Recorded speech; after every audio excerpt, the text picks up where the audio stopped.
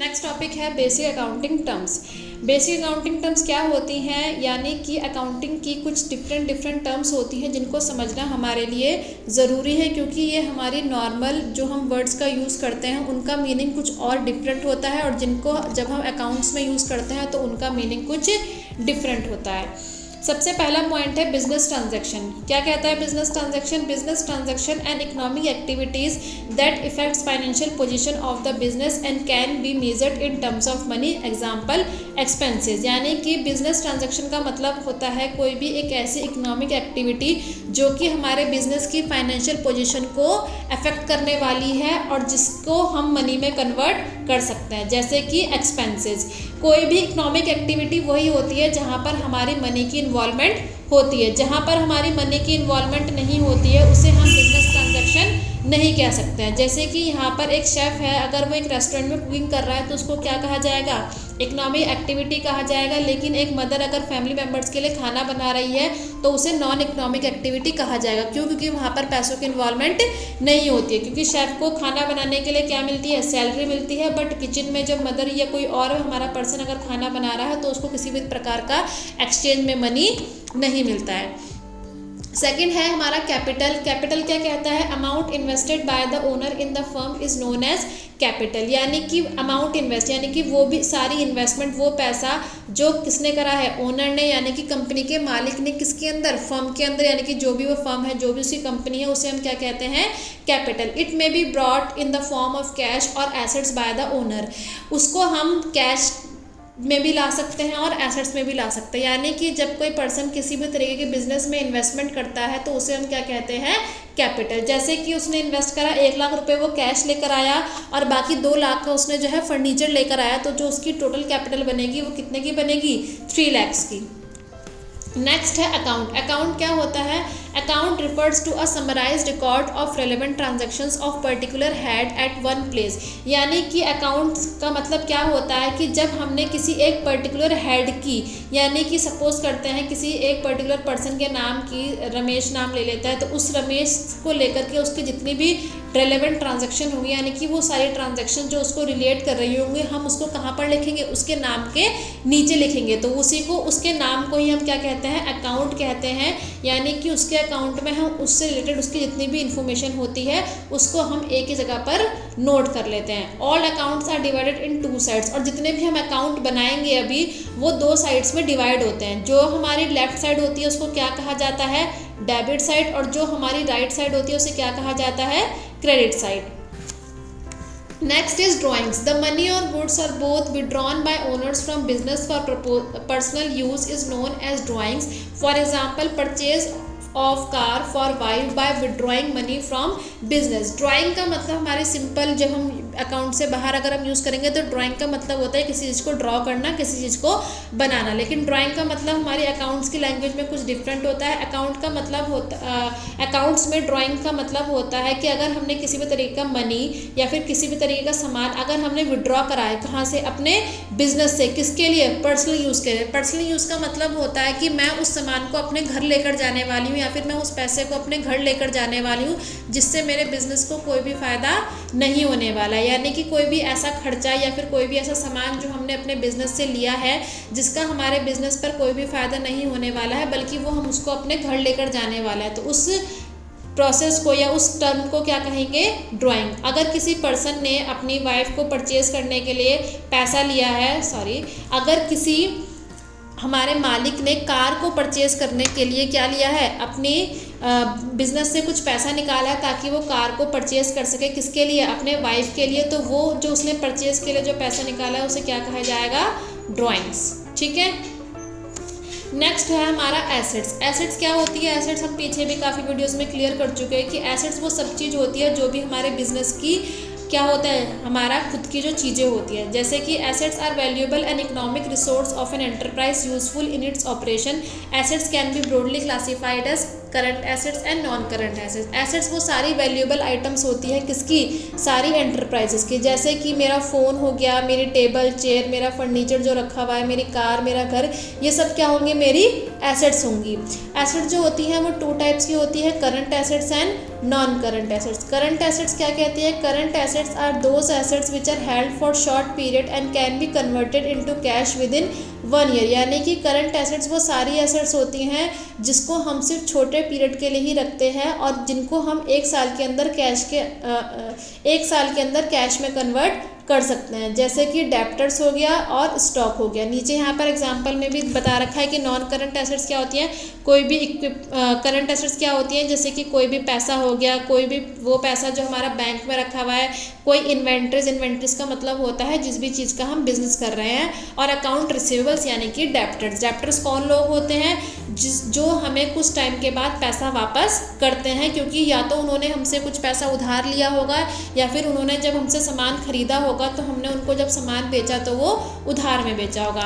अब non current assets क्या होती हैं, तो non current assets are those assets which are held for long period and used for normal business operation, for example land, building, machinery etcetera. They are further classified into tangible and intangible assets. पहले हम non current assets को clear कर लेते हैं। तो non current assets हमारी long term assets होती हैं जिनको हमने लंबे समय के लिए लिया होता है और जिसको हम जल्दी से बेचना नहीं चाहते हैं। इसके यह एग्जांपल होगा कि हमने कोई इक्विपमेंट लिया है, कोई सामान लिया है, कोई फर्नीचर खरीदा है, किसी तरह की गाड़ी ली है, किसी तरह की पिक्चर्स एंड फिटिंग्स ली है, लैंड, मशीनरी, बिल्डिंग, यानी कोई भी ऐसी चीज़ जो हम लंबे समय तक यूज़ करने वाले हैं उन सबको हम क्या कहते हैं, non current assets. Non current assets को फिर 2 टाइप्स में डिवाइड किया गया है, टेंजिबल एसेट्स और इनटेंजिबल एसेट्स। टेंजिबल एसेट्स क्या होती हैं, tangible assets are those assets which have physical existence and can be seen and touch, for example furniture, machinery etcetera. यहाँ पर जितनी भी पिक्चर्स हमें दिख रही हैं ये सारी की सारी क्या है, हमारी टेंजिबल एसेट्स है। टेंजिबल एसेट्स वो एसेट्स होते हैं जिनकी कोई फिजिकल एग्जिस्टेंस होती है और जिनको हम देख भी पाते हैं और जिनको हम छू भी पाते हैं, यानी कि कोई भी ऐसा सामान जो हमारे बिजनेस के अंदर रखा हुआ है और जो सामान मेरा है जिसको मैं देख भी पा रही हूँ और जिसको मैं छू भी पा रही हूँ, वो सब हमारे क्या कहलाते हैं, टेंजिबल एसेट। जैसे कि ये हो गया, फर्नीचर्स हो गए और जितनी भी चीज़ें यहाँ पर हमें दिख रही हैं। दूसरा जो होता है इंटेंजिबल एसेट्स का जस्ट अपोजिट होता है। इंटेंजिबल एसेट्स क्या होता है, intangible assets are those assets which have no physical existence and can be felt by operation, for example goodwill, patent, trademark etcetera. Intangible assets क्या हो गई, वो एसेट जिसकी कोई भी फिजिकल एग्जिस्टेंस नहीं होती, यानी कि जिसको हम ना तो देख पाते हैं और ना ही छू पाते हैं, लेकिन हाँ अपने ऑपरेशन में यानी कि अपने बिजनेस में हमारा जो भी काम हो रहा है उसमें हम उसकी प्रेजेंस को फील कर पाते हैं। जैसे कि गुडविल हो गया, पेटेंट हो गया, ट्रेडमार्क हो गया, एटसेट्रा हो गया। गुडविल क्या होती है, गुडविल हमारी एक इमेज होती है मार्केट में, यानी कि हमारी मार्केट में हमारे बिजनेस की क्या इमेज है, लोग हमें पसंद कर रहे हैं तो हमारी गुडविल अच्छी होगी, और लोग अगर हमारे को पसंद नहीं कर रहे हैं तो हमारी गुडविल अच्छी नहीं होगी, या फिर हम इसे बोलते हैं कि हमारी गुडविल मार्केट में खराब है। गुडविल को हम ना तो देख सकते हैं ना ही छू सकते हैं, लेकिन हाँ हम उसकी प्रेजेंस अपने बिजनेस में फील कर सकते हैं। कैसे, अगर हम मार्केट में हमारी गुडविल अच्छी होगी तो हमारे पास जो हमारा कस्टमर होगा वो रिपीट होगा और सब लोग हमारे से ही सेल परचेज जिस तरह की भी हम डीलिंग कर होंगे बिजनेस में वो हमारे पास ही आएंगे। लेकिन अगर हमारी गुडविल अच्छी नहीं है तो हमारे पास कोई भी कस्टमर जो है लॉन्ग टाइम के लिए नहीं आएगा और कोई भी कस्टमर रिपीट नहीं होगा। नेक्स्ट है लाइबिलिटीज़। लाइबिलिटीज़ क्या होती है, लाइबिलिटीज़ आर ऑब्लिगेशंस और dates that an enterprise has to pay after some time in the future.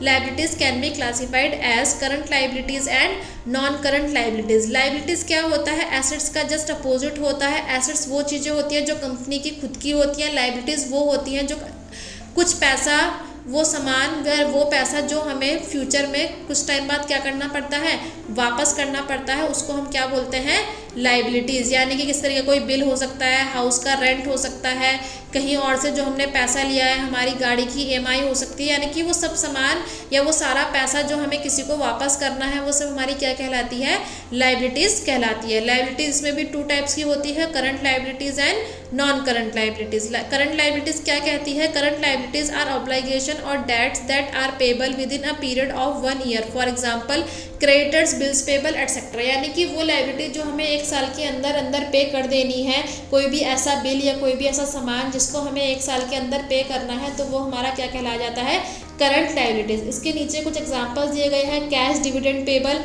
यानी कि वो पैसा डिविडेंड का मतलब होता है इंटरेस्ट, यानी कि हो सकता है कि कोई इंटरेस्ट हो जिसको हमें 1 साल के अंदर पे करना होगा। एक्रूड एक्सपेंसेस, एक्रूड एक्सपेंसेस का मतलब होता है वो खर्चा जो हमें देना था, टाइम अब उसका निकल चुका है, यानी कि वो हमारे ऊपर लायबिलिटी उसने क्रिएट कर दिया है। शॉर्ट टर्म नोट्स पेबल, यानी कि जैसे चेक्स होते हैं वैसे हमारे ऊपर नोट्स लिखे जाते हैं, उन नोट्स को के ऊपर भी हमारी क्या क्रिएट होती है, लायबिलिटी क्रिएट होती है जिसको हमें पे करना होता है। अकाउंट्स पेबल, अकाउंट्स पेबल के अंदर आती है हमारे सारे क्रेडिटर्स, यानी कि वो लोग जिनको हमें पैसा वापस करना है। टैक्स पेबल का मतलब होता है जो भी हमारे ऊपर, हमारी कंपनी के ऊपर टैक्स लगे हुए हैं उसको हमें पे करना है। और अनअर्न्ड रिवेन्यूज, अनअर्न्ड रिवेन्यूज का मतलब होता है यानी कि वो पैसा जो हमने एडवांस ले लिया था लेकिन हमने उसके बदले में जो है काम नहीं करा है, तो वो जो पैसा हमने उनसे एडवांस लिया था हो सकता है वो पैसा हमें वापस करना हो, तो वो जो पैसा वापस करना होता है वो भी हमारे ऊपर क्या क्रिएट करती है, करंट लायबिलिटीज। ये सारे ही चीज़ें हमें 1 साल से अंदर अंदर पे करना होता है, इसीलिए इनको क्या कहा जाता है, current liabilities. Non current liabilities क्या होती है, non current liabilities are those obligations और debts that are payable after a period of 1 year, for example bank loan, debentures etcetera. Non current liabilities क्या होती है, non current liabilities current liabilities का just opposite हो गया, यानी कि जो पैसा हमें 1 साल के बाद पे करना होता है वो सब क्या कहा जाता है, हमारा non current liabilities. Bank loan, bank loan का मतलब होगा कि हमने बैंक से कुछ लोन लिया है और वो पैसा हमने 1 साल से ज़्यादा के लिए लिया है, यानी कि 1 साल के बाद हमें उसे पे करना है, तो वो हमारा क्या कहलाया जाएगा, नॉन करंट लायबिलिटीज। और दूसरा होता है डिबेंचर्स। डिबेंचर्स हमारा 12th में पूरा एक चैप्टर है, थोड़ा सा इसके बारे में समझ लेते हैं कि डिबेंचर्स का मतलब होता है कि हमारी एक कंपनी है, उस कंपनी में कुछ लोग इन्वेस्ट कर रहे हैं। इन्वेस्ट करने के काफ़ी सारे तरीके होते हैं, अभी हम मेन 2 तरीकों के बारे में पढ़ते हैं, शेयर्स और डिबेंचर्स। शेयर्स का मतलब क्या होता है कि जब हम किसी कंपनी का शेयर खरीदते हैं तो उस कंपनी का हम मालिक बन जाते हैं। शेयर्स के पैसे को हमें वापस करने की ज़रूरत नहीं होती है, लेकिन जो डिबेंचर्स का पैसा होता है, अगर हमने किसी को डिबेंचर्स, अपनी कंपनी के डिबेंचर्स बेचे हैं तो उसने अगर हमें 1 लाख रुपए दे करके डिबेंचर्स खरीदे हैं तो उस 1 लाख को भी एज अ कंपनी हमारे को उस डिबेंचर होल्डर को वापस करने होते हैं और साथ में हमें उसके ऊपर कुछ इंटरेस्ट भी देना पड़ता है, तो इसी को हम क्या बोलते हैं, डिबेंचर्स। यहाँ पर कुछ नॉन करंट लायबिलिटीज़ के भी एग्जाम्पल्स लिखे हुए हैं। ये सब भी वो पैसा होता है जो हमें 1 साल के अंदर या 1 साल के बाद पे करना होता है। नेक्स्ट है रिसिप्ट। रिसिप्ट का मतलब होता है कहीं से भी पैसा का आना। रिसिप्ट जो होती है 2 टाइप्स की होती है, revenue receipt and capital receipt. Revenue receipt का मतलब क्या होता है, revenue receipt are those receipt which are accrued by normal operation of business like money receipt by sale of business product. Revenue receipt का मतलब होता है वो सारा पैसा जो हम अपने बिजनेस के नॉर्मल ऑपरेशंस को कर कर कमा रहे हैं, जैसे कि हमारा जो सामान है उसको बेचकर अगर हम जो पैसा कमा रहे हैं वो सब हमारा क्या कहलाया जाता है, रेवेन्यू रिसिप्ट। और दूसरा होता है हमारा कैपिटल रिसिप्ट। कैपिटल रिसिप्ट क्या होता है, capital receipt are those receipt which are accrued by other than business operation like money receipt by a sale of fixed assets. Capital receipt क्या होगा, वो सारा पैसा जो हमने अपने सामान को बेचे बिना कुछ और तरीकों से कमाया है, जैसे कि हमने अपना जो फर्नीचर रखा हुआ था उसको बेच दिया या फिर कुछ भी ऐसे हमने काम करा है जिससे जो हमारी नॉर्मल सेल से अलग है, तो वो सारी उससे जो हमें पैसा आएगा वो सब क्या कहलाया जाता है, कैपिटल रिसिप्ट। यहाँ पर साइड में कुछ एग्जांपल दिए गए हैं रेवेन्यू रिसिप्ट के और कैपिटल रिसिप्ट के। लाइफ मेंबरशिप्स आपको पता ही होगा कि हमारे पास कोई ऐसी मेंबरशिप है जो हमसे लोगों ने परचेज करी है, तो वो भी हमारा क्या कहलाया जाता है, कैपिटल रिसिप्ट होता है। कहीं से हमें जो है डोनेशन मिल गया, कहीं से हमने लोन लिया है या फिर हमने अपने कोई फिक्स एसेट्स को बेच दिया है। फिक्स एसेट्स क्या होती है, जिनकी वैल्यू बहुत ज़्यादा होती है, जिनको हम बेचने के लिए नहीं खरीदते बल्कि अपने यूज़ के लिए खरीदते हैं। रेवेन्यू रिसिप्ट क्या हो गया, जिस भी चीज़ का हम बिजनेस कर रहे हैं हमने उसको बेच दिया, हमें कहीं से कमीशन मिला है, हमारे पास जो पुराने न्यूज़पेपर्स पड़े हुए थे जिनको हमने यूज़ किया था, पहले खरीदा था, उनको हमने बेच दिया, या फिर हमें कहीं से क्या मिला है, रेंट मिला है। नेक्स्ट है हमारा expenses. Cost incurred by a business for earning revenue are known as expenses, for example rent, wages, salary and interest. Expense का मतलब होता है कोई भी खर्चा, जो भी कुछ भी खर्चा हो सकता है, रेंट देना है, हमें बिल्स को पे करना है, कहीं ऑफिस की सप्लाई लानी है, शिपिंग कॉस्ट देनी है या फिर टैक्स पे करना है, ये सारे के सारे हमारे क्या होते हैं, एक्सपेंस यानी कि खर्चा। नेक्स्ट है एक्सपेंडिचर, स्पेंडिंग मनी और incurring a liability for acquiring assets goods और सर्विसेज इज कॉल्ड एक्सपेंडिचर। अब एक्सपेंडिचर भी एक तरीके का खर्चा ही होता है, लेकिन ये वो खर्चा होता है जो खर्चा हमने किसी एसेट्स को परचेज करने में लिया है। और एक्सपेंस क्या होता है, हमने अपने बिजनेस को यानी कि अपने बिजनेस में कुछ पैसे को कमाने के लिए जो हमारा डेली ऑपरेशन होता है, उन एक्टिविटीज़ को फुलफिल करने के लिए जो हम खर्चा करते हैं वो हमारा एक्सपेंस होता है। और जब हमें कोई बड़ी एसेट्स खरीदनी होती है या फिर कोई भी गुड्स लेना होता है, कोई भी बड़ी सर्विस अगर हमें लेनी होती है, उसके ऊपर जो खर्चा होता है वो हमारा क्या कहलाया जाता है, एक्सपेंडिचर। एक्सपेंडिचर 3 टाइप्स के होते हैं, रेवेन्यू एक्सपेंडिचर, कैपिटल एक्सपेंडिचर और deferred revenue expenditure. Revenue expenditure क्या होता है, it is the amount to spend to purchase goods and services that are used during an accounting period is called revenue expenditure. यानी कि ये वो amount है जो हमने किसी तरह की गुड्स एंड सर्विसेज को परचेज करने के लिए खर्चा करा है, तो वो हमारा क्या कहलाया जाता है, रेवेन्यू एक्सपेंडिचर। इसके एग्जांपल क्या हो सकता है, रेंट और इंटरेस्ट। नीचे कुछ एग्जांपल्स और दिए गए हैं, depreciation on a machinery, cost of labour और रेंट पेड। डेप्रिसिएशन क्या होता है, हमने पढ़ा था पीछे कि जब हमारी कोई एसेट्स हम खरीदते हैं तो उसकी वैल्यू टाइम के साथ क्या होती रहती है, कम होती रहती है। तो टाइम के साथ उसकी वैल्यू को कम होने को जो टर्म दी गई है अकाउंट्स की लैंग्वेज में, उसको हम क्या बोलते हैं, डेप्रिसिएशन। नेक्स्ट है हमारा कैपिटल एक्सपेंडिचर। कैपिटल एक्सपेंडिचर क्या होता है कि जो हमने खर्चा करा है अपनी कैपिटल को बढ़ाने के लिए, जैसे कि हमने मशीनरी खरीद ली है, हमने अपनी कोई और फर्नीचर खरीद लिया है, अपने जो है कोई और हमें कंप्यूटर की ज़रूरत थी, किसी और आइटम की ज़रूरत थी, यानी कोई भी एक ऐसा खर्चा जो बहुत बड़े लेवल पर किया गया है और जिससे हमारी कंपनी को फ़ायदा होने वाला है और जिससे जो भी हमें बेनिफिट मिलेंगे, यानी कि उसका यूज़ हम 1 साल से ज़्यादा तक करेंगे ताकि हम उस गुड से या फिर उस सर्विस से हम क्या ले सकें, फ़ायदा ले सकें। नेक्स्ट है deferred revenue expenditure. There are certain expenditure which are revenue in nature but benefit of which is derived over number of years. For example huge advertisement expenditure. Deferred revenue expenditure का मतलब होता है कि वो खर्चा जो हमने सिर्फ एक ही बार करा होता है, लेकिन उससे जो फ़ायदे होते हैं वो हमें कई साल तक मिलते रहते हैं। जैसे कि यहाँ पर एग्जाम्पल दिया गया ह्यूज एडवर्टाइजमेंट एक्सपेंडिचर, यानी कि हमने एक बार अपनी कंपनी का एडवर्टाइजमेंट किया और उससे जो हमें खर्चा हुआ वो सिर्फ एक ही बार हुआ, लेकिन हमारे एडवर्टाइजमेंट करने की वजह से हमारी कंपनी काफ़ी ज़्यादा पॉपुलर हो गई, उस पॉपुलर होने से हमारी सेल बढ़ गई। तो यानी कि हमने जो एडवर्टाइजमेंट के ऊपर जो खर्चा करा था वो सिर्फ एक बार करा, लेकिन उससे जो फ़ायदा मिला हमें वो काफ़ी सालों तक का मिला, तो उसी को हम क्या बोलते हैं, डेफर्ड रेवेन्यू एक्सपेंडिचर। तो डेफर्ड रेवेन्यू एक्सपेंडिचर क्या हुआ कि खर्चा हमने एक बार करा, लेकिन उससे जो फ़ायदे होने वाले हैं वो बार बार होने वाले हैं। ऊपर वालों में ऐसी कंडीशन नहीं होती, क्योंकि अगर हमने एक बार कंप्यूटर खरीद लिया तो इसका मतलब ये नहीं है कि हमें बार बार कंप्यूटर मिलते रहेंगे। अगर हमने एक बार रेंट दे दिया है तो इसका मतलब ये नहीं कि बाकी सारे महीनों का रेंट हमें नहीं देना पड़ेगा, हमें देना पड़ेगा। लेकिन डेफर्ड रेवेन्यू एक्सपेंडिचर का मतलब क्या होता है कि आपने खर्चा एक बार करा है और जिससे आपको फ़ायदा बार बार मिल रहा है। यहाँ पर इसके भी कुछ एग्जाम्पल्स दिए गए हैं, जिसमें कि फिक्टिशियस एसेट जो है ये हमारा एक डिफरेंट टॉपिक है। फिक्टिशियस एसेट्स क्या होता है, वो सारा खर्चा जो हमने एक अकाउंटिंग पीरियड में करा है, लेकिन उससे जो हमें फ़ायदा होने वाला है वो उस अकाउंटिंग पीरियड से बाद का भी होने वाला है। इसमें कुछ एग्जांपल्स दिए गए हैं जिसको हम 12th में पढ़ेंगे, क्योंकि ये अभी 11th के टॉपिक नहीं है, मैं थोड़ा सा समझा देती हूँ। प्रमोशनल एक्सपेंसेस का मतलब होता है कि जैसे एडवर्टाइजमेंट के लिए हम बोलते हैं कि हमें अपने बिजनेस को प्रमोट करना है। प्रीलिमिनरी एक्सपेंसेस का मतलब होता है वो खर्चा जो हम अपनी कंपनी के बनने से पहले जितना भी उसके डॉक्यूमेंटेशन के ऊपर जो भी खर्चा होता है उसको हम क्या बोलते हैं, प्रीलिमिनरी एक्सपेंसेस। नेक्स्ट है discount allowed on issue of shares.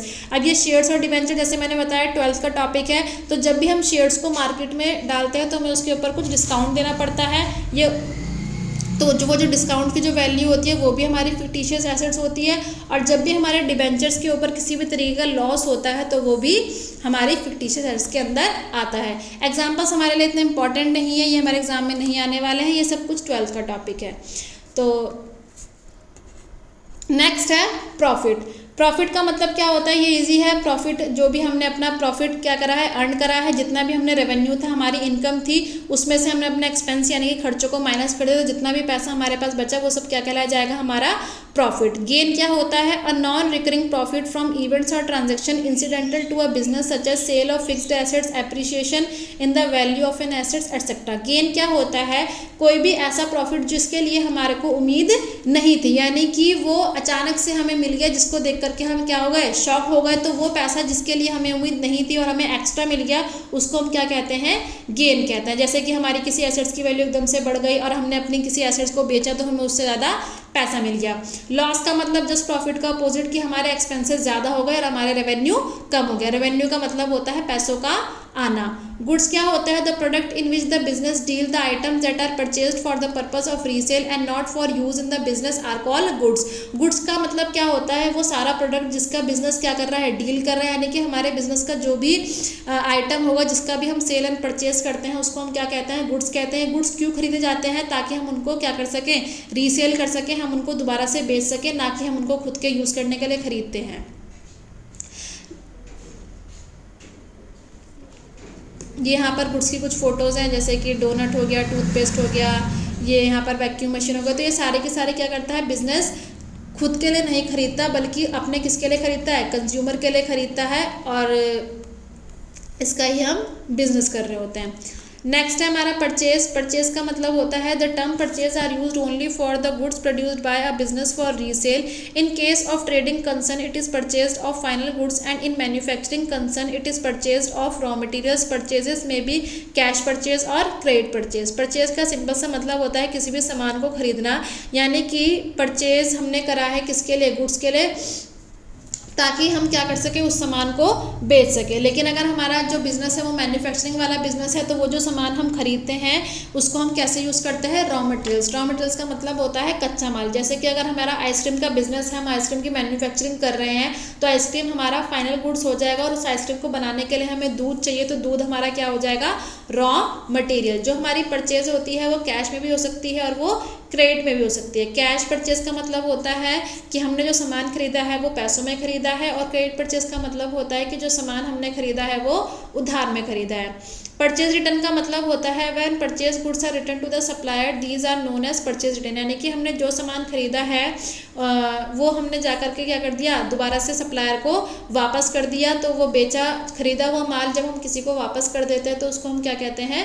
Purchase return. Sales का मतलब होता है कि हम जो भी हमारा सामान था वो हमने बेच दिया। जैसे कि sales are total revenues from goods sold और services provided to customer. Sales में भी कैश सेल्स और क्रेडिट सेल्स, यानी कि जो भी हमने गुड्स एंड सर्विसेज अपने कस्टमर्स को प्रोवाइड कराया है, उससे जो हमें पैसा मिलता है, जितना भी हमारे को रेवेन्यू मिलता है, वो सब हमारा क्या कहलाया जाता है? सेल्स। सेल्स में भी कैश सेल्स और क्रेडिट सेल्स। सेल्स हमारी कैश भी हो सकती है और क्रेडिट भी हो सकती है। क्रेडिट का मतलब होता है उधार। सेल्स रिटर्न क्या हो गया? When sold goods are return from customer due to any reason is known as sales return. यानी कि जब हमारा बेचा हुआ सामान, यानी कि जो सामान हमने अपने कस्टमर को प्रोवाइड कराया था, किसी भी रीजन की वजह से जब वो हमारे पास सामान दोबारा से वापस आ जाता है, यानी कि बेचा हुआ सामान जब हमारे पास वापस आ जाता है, तो उसे हम क्या कहते हैं? Sales return. नेक्स्ट है डेटर्स। डेटर्स क्या होता है? Debtors are the person or other entities to whom business has sold goods and services on credit and amounts has not received yet, these are assets of the business. Debtors का मतलब क्या हो गया? वो person जिससे हमें अभी पैसा लेना है, यानी कि हमने उनको कभी सामान बेचा था, तो उन्होंने जो हमसे सामान खरीदा था वो कैसे खरीदा था? क्रेडिट में खरीदा था, और अभी तक उन्होंने हमारा पैसा वापस नहीं कराया, तो उनको हम क्या बोलते हैं? डेटर्स। और जो ये डेटर्स होते हैं वो हमारी कंपनी के क्या होते हैं? एसेट्स होते हैं। डेटर्स का मतलब जस्ट अपोजिट हो गया, क्रेडिटर्स का मतलब हो गया जस्ट डेटर्स का opposites. If the business buy goods and services on credit and amount is still to be paid to the person and और the entities, these are called creditors, these are liabilities for the business. Creditors कौन लोग होते हैं? जिनको हमें पैसा वापस करना होता है, यानी कि जब हमने उनसे कुछ सामान खरीदा होगा या सर्विसेज ली होगी, तो वो हमने कैसे ली होंगी? क्रेडिट में ली होंगी, और अब वो हमारे पास पैसा हमारे पास मांगने आते हैं। तो वो जो लोग जो हमसे पैसा ये मांग रहे हैं, ये सब के सब हमारे क्या कहलाए जाएंगे? क्रेडिटर्स। और जिनसे हमें पैसे लेना होगा वो सब हमारे क्या कहलाए जाएंगे? डेटर्स। अब बिल्स रिसीवेबल और बिल्स पेबल क्या होते हैं? दोनों इसी के जैसे होते हैं। जैसे कि बिल्स रिसीवेबल मतलब वो बिल्स जिनके बदले में हमें पैसा मिलने वाला है, यानी कि वो बिल जो हमने क्रेडिट सेल के टाइम पर बनाए होंगे और जिससे हमें पेमेंट मिलेगी वो सब हमारे क्या कहला जाते हैं, बिल्स रिसीवेबल। और बिल्स पेबल का मतलब होता है यानी कि वो बिल जो हमने परचेज के टाइम पर बनवाए होंगे, जो इन लोगों के पास होंगे, जिनको हमें पे करना होगा, वो हमारे क्या कहलाए जाएंगे, बिल्स पेबल। यानी कि जिन बिल्स की पेमेंट हमारे पास आने वाली होती है वो कहलाए जाते हैं हमारे बिल्स रिसीवेबल, और जिन बिल्स की पेमेंट हमें खुद से करनी होती है वो होते हैं हमारे बिल्स पेबल। नेक्स्ट है डिस्काउंट। डिस्काउंट क्या होता है? Discount is the rebate given by the seller to the buyer. जो डिस्काउंट होता है वो एक तरह की छूट होती है जो किसके द्वारा दी जाती है, सेलर के द्वारा दी जाती है। किसको दी जाती है? बायर को, यानी कि जो सामान को खरीदता है। It can be classified as 2 types के होते हैं डिस्काउंट, ट्रेड डिस्काउंट और कैश डिस्काउंट। ट्रेड डिस्काउंट क्या कहता है? The purpose of this discount is to persuade the buyer to buy more goods. It is offered at an agreed percentage of list price at the time of selling goods. This discount is not recorded in the accounting books as it is deducted in the invoice cash memo. Trade discount क्या होता है? Trade discount जो है हमारे buyer को दिया जाता है ताकि वो ज़्यादा से ज़्यादा सामान को खरीद सके, और इसकी जो ट्रेड डिस्काउंट की जो वैल्यू होती है वो हमारे इनवॉइस में से डायरेक्ट माइनस कर दी जाती है। जैसे कि कोई सामान था 15,000 का और हमने जब हमारे पास कस्टमर आया तो हमने उसे बोला भाई वैसे तो 15,000 का है लेकिन आप हमसे ये 10,000 में ले लीजिए, तो वो जो हमने उसको डिस्काउंट दिया वो हमारा डिस्काउंट कैसा होगा? Trade discount. और उसके बिल में हम डायरेक्ट जो है 10,000 वैल्यू लिखेंगे, ना कि 15,000। तो आगे जब हम जनरल एंट्रीज करेंगे तो हमें ये चीज़ ध्यान रखनी है कि ट्रेड डिस्काउंट को हम अपने अकाउंट्स में शो नहीं करते हैं बल्कि डायरेक्ट वैल्यू को हम माइनस। नेक्स्ट होता है हमारा कैश डिस्काउंट। कैश डिस्काउंट क्या होता है? The objectives of providing cash discount is to encourage the debtors to pay the dues promptly. This discount is recorded in the accounting book. Cash discount का काम क्या होता है? ताकि हम अपने डेटर्स को एनकरेज कर सके कि वो उनका जो भी ड्यू है, यानी कि जो भी पैसा वो हमारा उन्होंने रोक रखा है उनको वापस करें, ताकि जो है हम उनको डिस्काउंट दे सके। हम उन्हें थोड़ा सा जो है एनकरेज करते हैं कि अगर आप इस पेमेंट को, इसकी पेमेंट आप कैश में कर देंगे, यानी कि आप जो भी हमसे गुड्स एंड सर्विसेज खरीद रहे हैं अगर आप इसकी पेमेंट हमें कैश में करेंगे तो हम आपको इसके ऊपर क्या देंगे? डिस्काउंट देंगे, ताकि जो हमारा डेटर है वो जल्दी से जल्दी हमारी पेमेंट को वापस कर सके और जब भी वो हमसे परचेज करे तो वो पैसा हमें कैश में दे। और ये जो कैश के ऊपर जो हमें डिस्काउंट मिलता है इस डिस्काउंट को हम अपनी एंट्रीज में शो करते हैं। नेक्स्ट है इनकम। इनकम का मतलब क्या होता है? Income is a wider term which includes profit also. Income means increase in the wealth of the enterprises over a period of time. Income का मतलब होता है वो सारा पैसा जिसके अंदर हमारा प्रॉफिट क्या होता है? इंक्लूड होता है, उसको हम क्या कहते हैं? इनकम। नेक्स्ट है stock. The goods available with the business for sale on a particular date are known as stock. यानी कि वो सारा सामान जो हमारे पास अवेलेबल है, बेचने को तैयार है, उस सब सामान को हम क्या कहते हैं? स्टॉक कहते हैं। कॉस्ट क्या होता है? Cost refers to expenditure incurred in acquiring, manufacturing and processing goods to make it saleable. यानी कि जब भी हम किसी आइटम को बनाते हैं, उसको मैन्युफैक्चर करते हैं, उसको प्रोसेस करते हैं, तो उसके ऊपर जितना भी खर्चा होता है उस सारे खर्चे को हम क्या कहते हैं? कॉस्ट कहते हैं। वाउचर्स क्या होते हैं? The documentary evidence in support of a transaction is known as vouchers. यानी कि अभी हमने स्टार्टिंग में ही पढ़ा कि जो भी हमने एंट्री करी है उसके लिए हमें क्या चाहिए होता है? एक एविडेंस चाहिए होता है। वो जो एविडेंस जो होता है उसको हम क्या कहते हैं? वाउचर्स कहते हैं। For example, if we buy goods for cash we get cash memo. यानी कि जब भी हम कैश में सामान खरीदते हैं तो हमें उसके बदले में क्या मिलता है? कैश मेमो मिलता है, और वो कैश मेमो ही हमारा क्या कहला जाता है? वाउचर होता है और एक तरीके का हमारा एविडेंस होता है। If we buy goods on credit, अगर हम सामान कैसे खरीद रहे हैं? क्रेडिट में खरीद रहे हैं, उधार में खरीद रहे हैं। वी गेट एन इनवॉइस, तो हमें क्या मिलता है? इनवॉइस मिलता है। When we make a payment we get a receipt, और जब हम उस इनवॉइस के अगेंस्ट में पेमेंट कर देते हैं तो हमें क्या मिलता है? रिसिप्ट मिलता है। तो ये रिसिप्ट, कैश मेमो, इनवॉइस, ये सारे के सारे ही हमारे क्या होते हैं? एक तरीके के वाउचर्स होते हैं।